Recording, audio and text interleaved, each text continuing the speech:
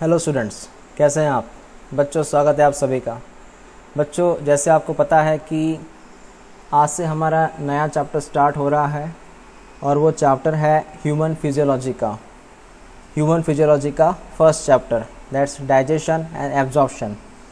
और ये चैप्टर हमारे एनसीईआरटी में चैप्टर नंबर 16 है। Chapter number 16 digestion and absorption.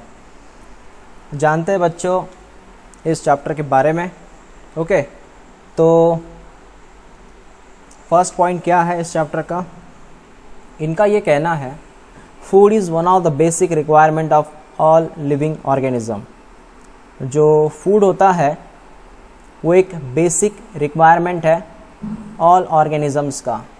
पता है आपको, फूड हमारे लिए एक जीवन है, लाइफ है। Okay, next.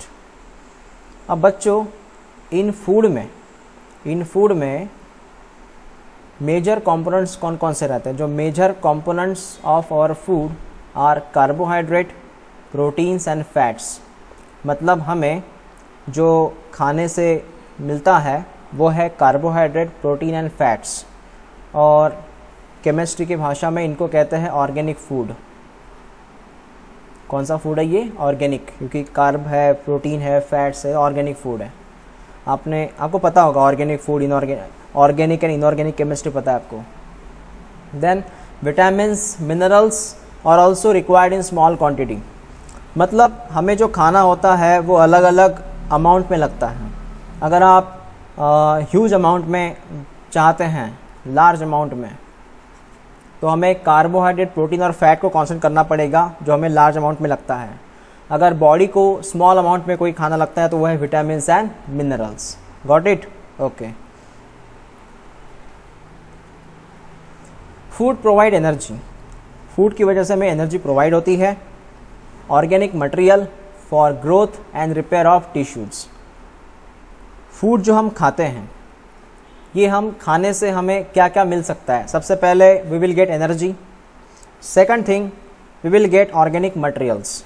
Organic material is very important for the growth of our body as well as repair of tissue. आपको पता है कि सबसे पहले मैं इस बात को करूँगा, ये रिपेयर ऑफ टिश्यू क्या है। बच्चों, जैसे हमें चोट लगती है, हमारी स्किन जो है रिमूव हो जाती है, हमारे अंदर कुछ टिश्यू डैमेज होते हैं, तो हमारी बॉडी जहाँ जहाँ डैमेज हो गई है वहाँ पे हम उसको रिपेयर करते हैं।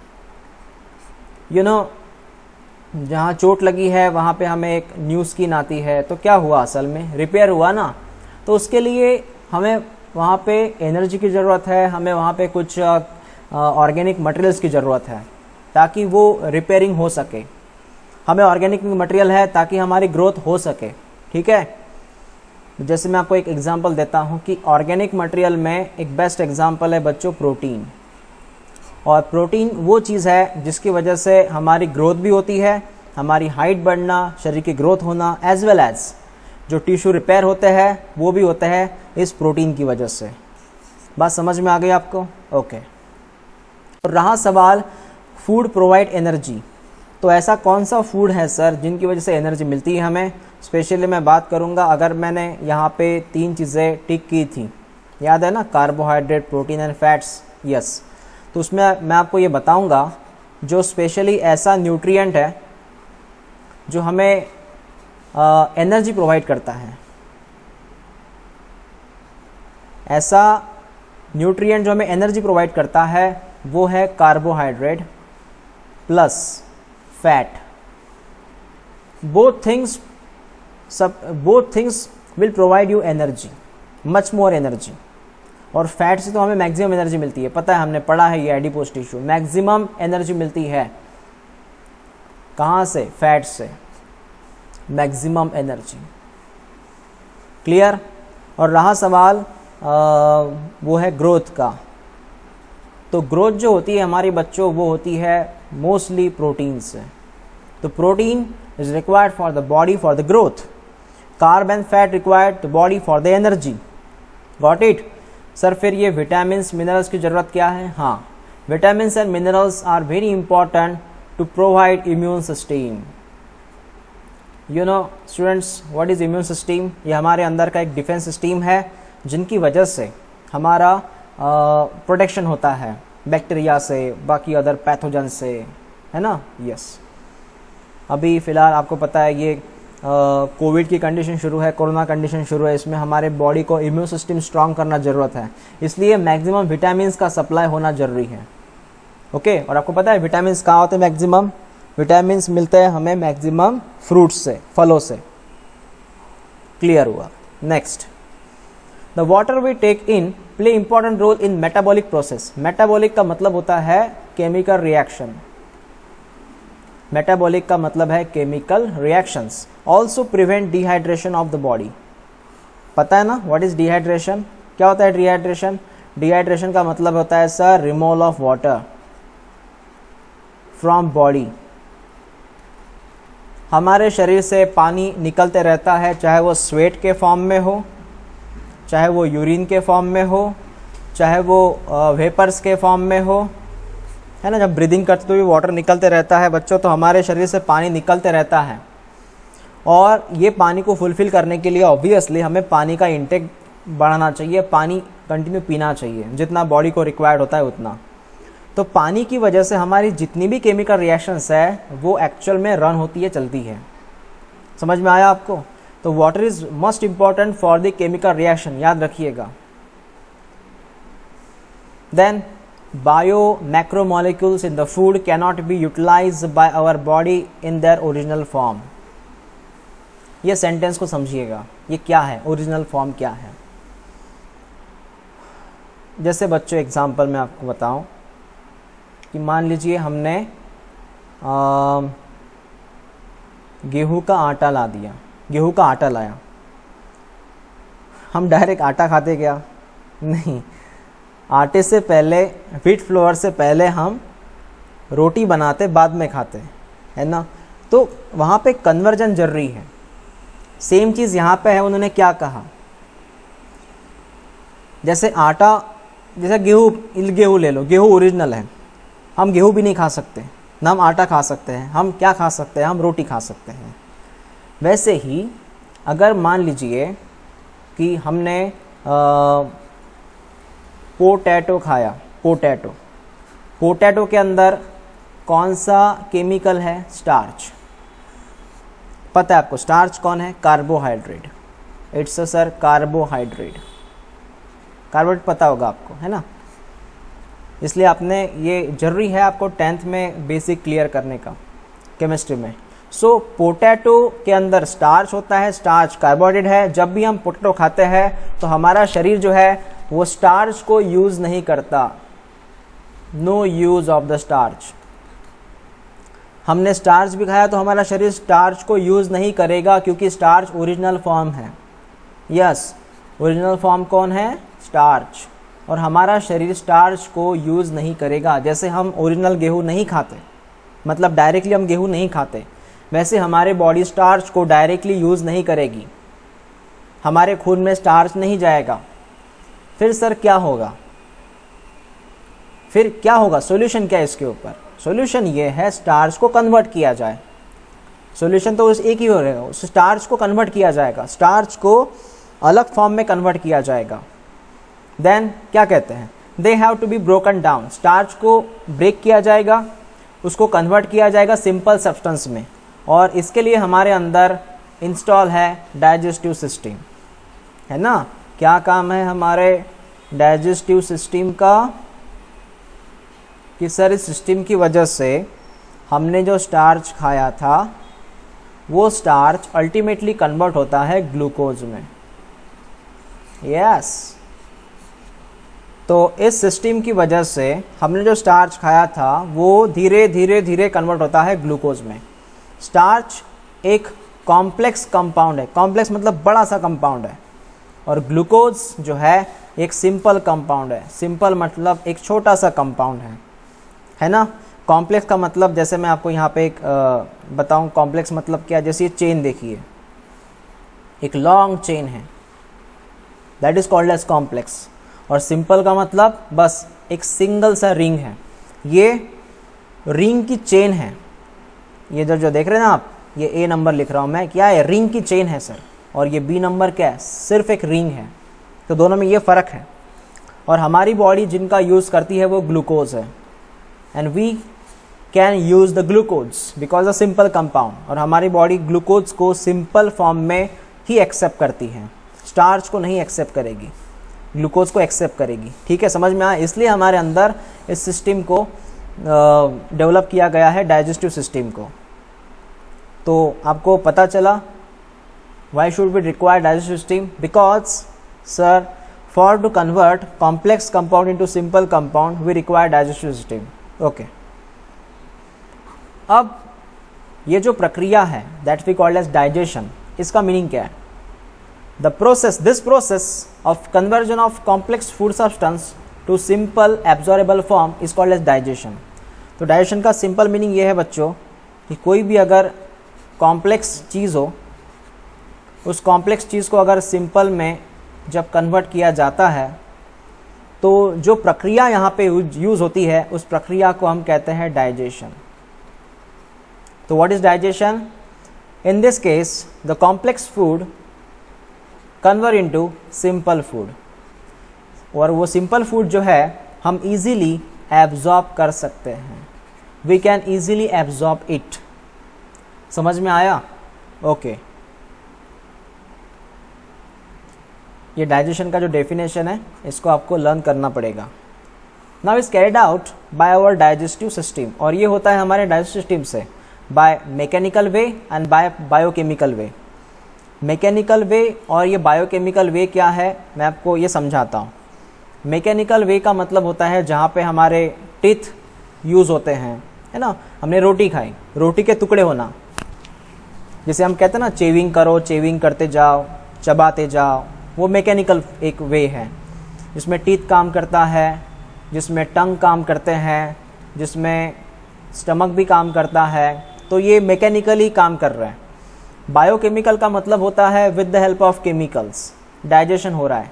देखो, चाहे वो टीथ, टंग, स्टमक का यूज़ हो रहा है, ये मैकेनिकल डाइजेशन है। कौन सा डाइजेशन? मैकेनिकल। और केमिकल का यूज़ करके कौन सा हो रहा है? बायोकेमिकल डाइजेशन हो रहा है, जिसमें हम यूज़ करते हैं एंजाइम्स, है ना, जिसमें हम यूज़ करते हैं गैस्ट्रिक जूस।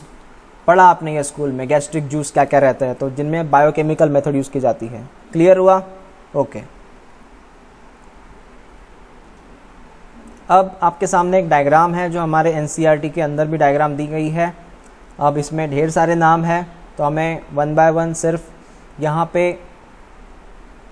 ये जो नाम है हम वापस रिपीट करेंगे।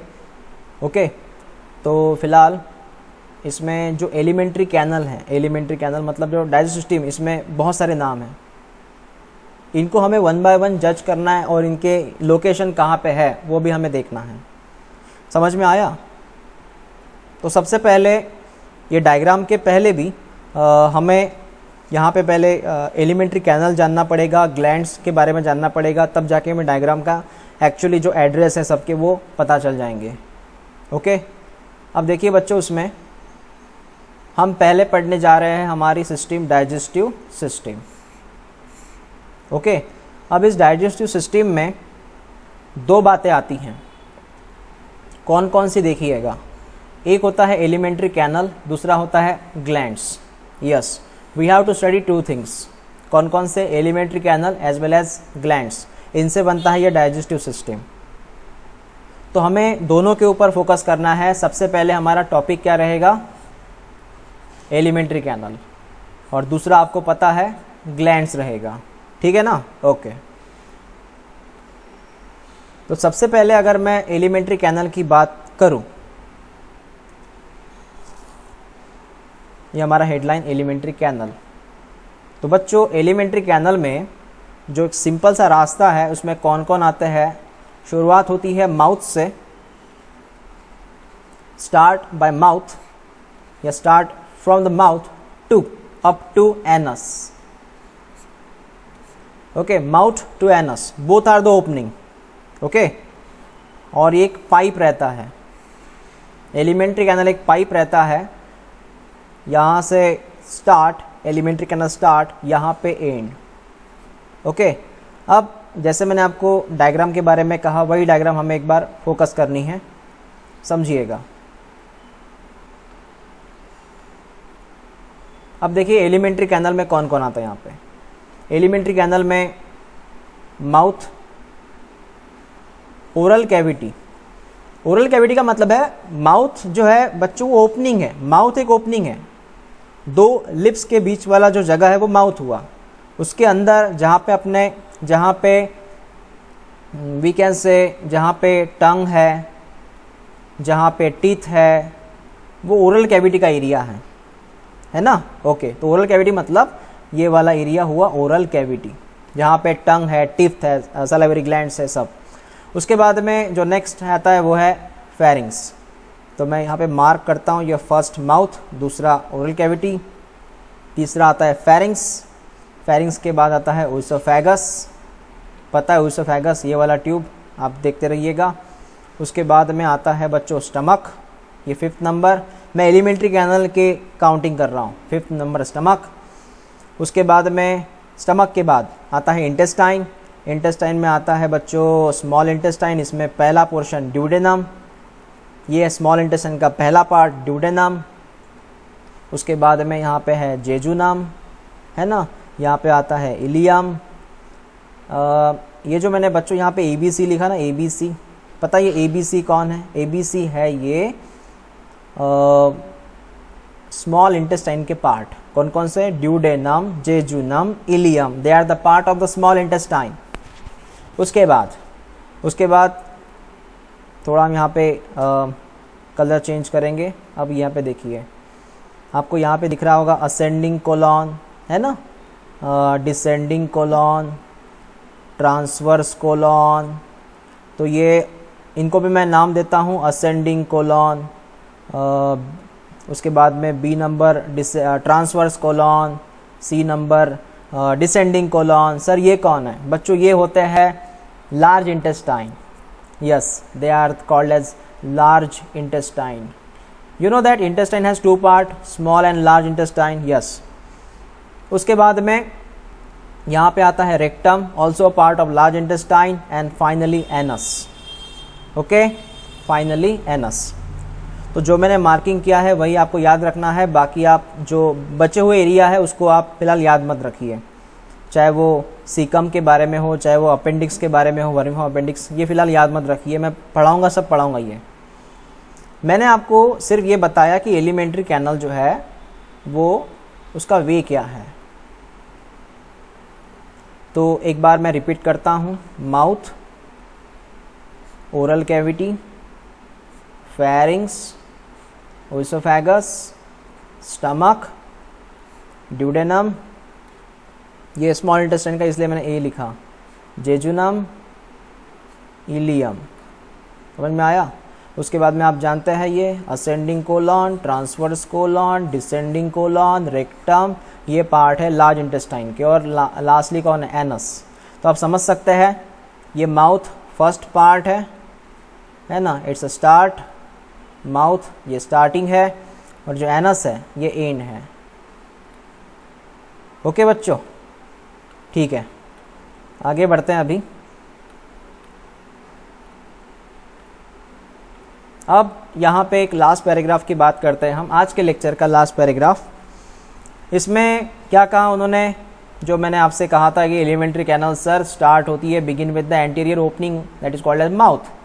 हाँ, इस ओपनिंग का नाम है एंटीरियर ओपनिंग। एंटीरियर बायो में एंटीरियर का मतलब एक डायरेक्शन का नाम है, हमें इनमें डायरेक्शन पता चलती है।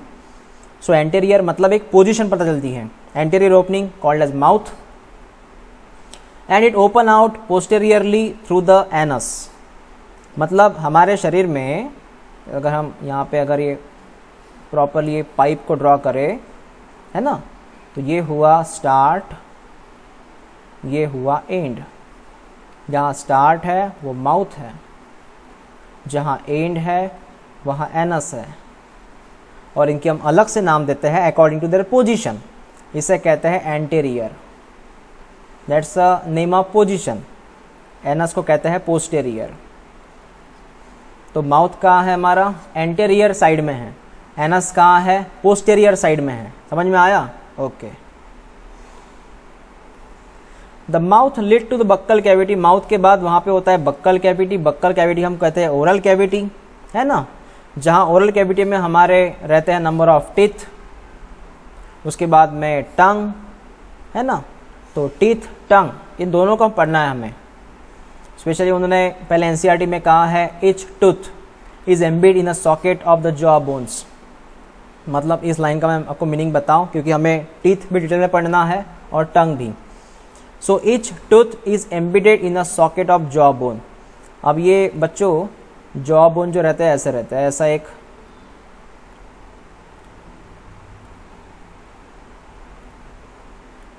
देखिए यहाँ पे हम निकाल रहे एक सॉकेट, पिंक कलर के रहते हैं ये है जॉ बोन, है ना। एक सॉकेट होता है जिसको बोलते हैं जॉ बोन, और यहाँ पे फंसे रहते हैं हमारे टूथ, यहाँ फंसे रहते हैं हमारे टूथ ऐसे। ये सफ़ेद कलर में कौन हुआ? टूथ, ठीक है।